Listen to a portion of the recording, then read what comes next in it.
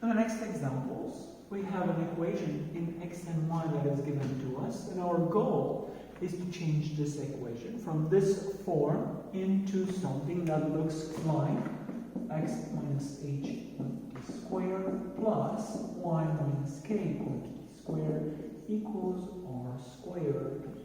We want to do that so it's easy for us to identify the center and the radius. As you can see, that's what we are asked to do. Find its center and its radius.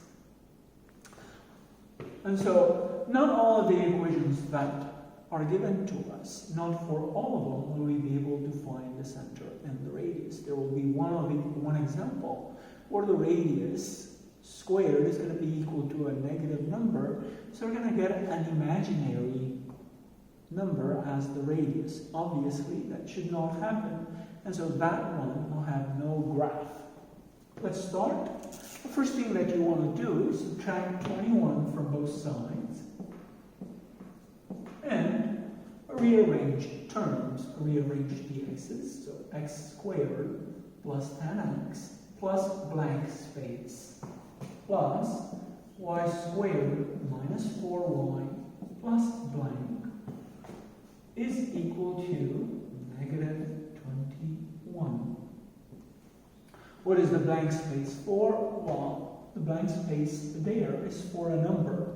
We're going to get that number so we can complete the square.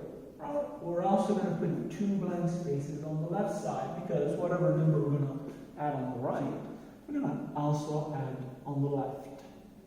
So let's do a little bit of scratch work. How do we complete the square? Well, the first thing that we do is we find the coefficient of the linear term. So we find 10. We take half of 10. We get 5. Then we take the 5 and we square it. We get 25. What we accomplish right now is the quantity x squared plus 10x plus 25 is a perfect square trinomial. Not only do we add the 25 on the right side, we also add it to the left side, the other way around. Left first, then right. Okay? What about the y's? Same thing. Identify the linear term. Its coefficient is negative 4. Take half of negative 4. You get negative 2. Square it. You get 4. Add 4 to the left side. Add 4 to the right side. What do we have now? We have x squared plus 10x plus 25. Like we said, that's a perfect square trinomial. It is x plus 5 quantity squared. Y squared minus 4y plus 4 is also a perfect square trinomial. That is y minus 2, not y minus 4, y minus 2 quantity is squared. Now if you ask, how did you know this was minus and this one was plus? All three terms of this expression are positive. The middle term of this one is negative. So we do need a minus sign. For the right side, negative 21 plus 25 plus 4 is equal to 8. We'll take one more step. Like I said, I want to make this look like x minus h plus y minus k quantity squared is equal to y squared. So we'll rewrite this is x minus negative 5 squared plus y minus 2 quantity squared. We'll leave the 8 alone, or if you don't want to leave it alone, you can change the 8 to say the square root of 8 squared. From here we have x minus h quantity squared plus y minus k quantity squared is equal to r squared.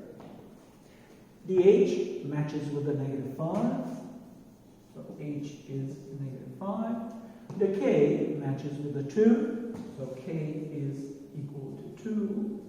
And r matches with the square root of 8.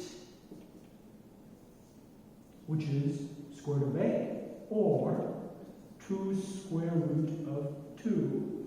If you do not like that very much, the other thing that you can do is just say r squared is equal to 8. Remember, r represents the distance from the center of the circle to a point on the circle, so r is only going to be positive, not negative. So r is just a positive square root of 8, or just 2 square root of 2. Now, there are 2 more examples.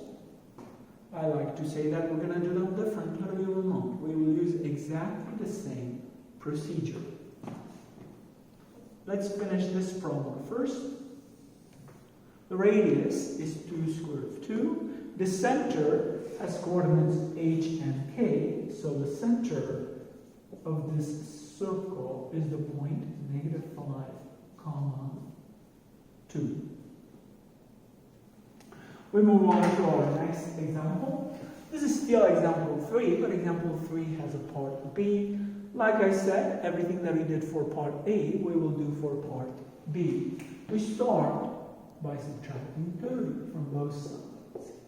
We have x squared minus 8x plus blank plus y squared plus 6y plus blank is equal to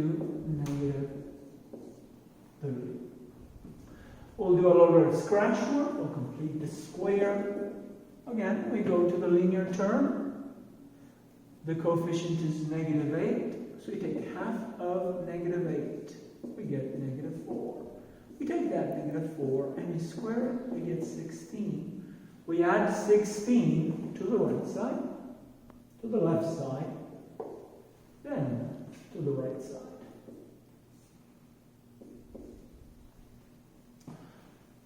We do the same thing for the linear term of the y's.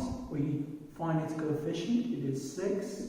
Take half of 6 is 3. Square 3 is 9. And add 9 to the left side and also to the right side.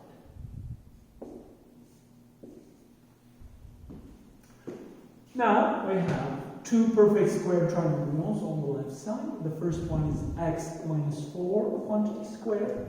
The second one is y plus 3 quantity squared. And here is where the trouble starts.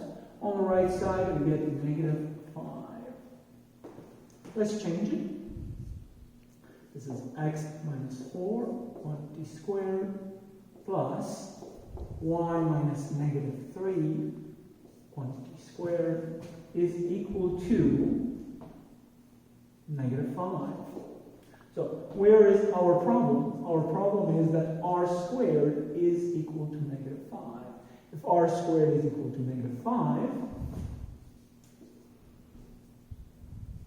then the radius itself is equal to I square root of 5. So the radius is an imaginary number, which means that there is no circle. What about h and k? I'll find them anyways. It's a good exercise. X minus h. We have y minus k. We look. H matches with 4. And k matches with -3. So, since there is no circle, there is no center of a circle. But if there were a circle, its center would be the point 4, -3. Also, since we haven't had class in a long time, let's remember how we find the square root of -5. To find the square root of -5, you break it into the square root of -1 times the square root of 5. What is the square root of -1? It is the imaginary number I. So I times the square root of 5. That's how I found R. So, example 3, part B, no circle. Finally, the last example that we're going to do is number 34 from the written exercises. The directions are exactly the same, but it's very scary. Take a look at x squared and y squared. What do you notice? Oh no, they have a coefficient of 3. We're doomed. What are we going to do? Well, the first thing a mathematician does, he doesn't panic. What he says is, well, let me try to do the third problem exactly like I did the first two. And then he looks at the numbers closely. 3, 3, 6, 24, and 24. We're lucky. All of those numbers are multiples of 3. So my first step, divide everything by 3. Look at that. Let's do that. Everything, even the 0. Again, x squared plus y squared minus 2x plus 8y plus 8 is equal to 0. What do we do now? Well, you already did 2 problems. If you think we're going to do something different, then you're going to have a hard time with this problem. Or not. We're going to group the x's, x squared minus 2x plus blank. We're going to group the y's plus y squared plus 8y plus blank. And we're going to subtract 8 from both sides. Equals negative 8. We're going to locate the linear term, negative 2x. Its coefficient, negative 2. We're going to take half of negative 2. We're going to get negative 1. And then we're going to square it. We're going to get a positive 1. We're going to add 1 to the left side. We're going to add 1 to the right side. And we're going to continue. We're going to locate the linear term for the y's. It's 8y. The coefficient, 8. We take half of 8. We get 4. We take the 4 and we square it. 16.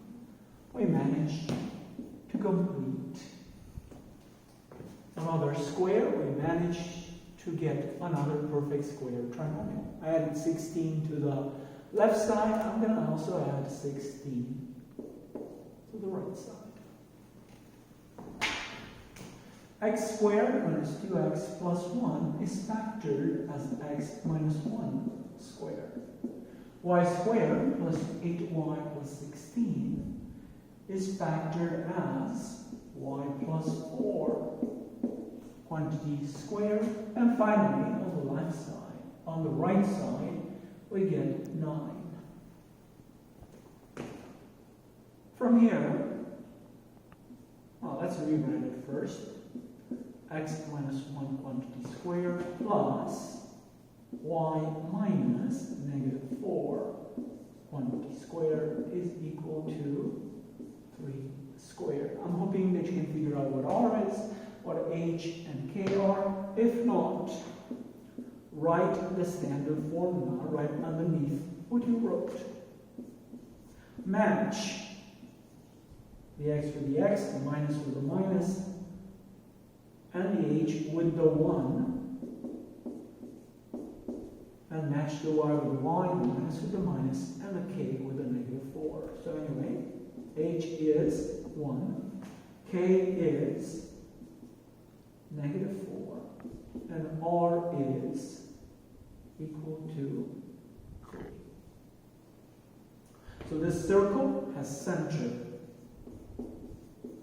h comma k, or 1, negative 4, and it has radius 3. The last example is completed.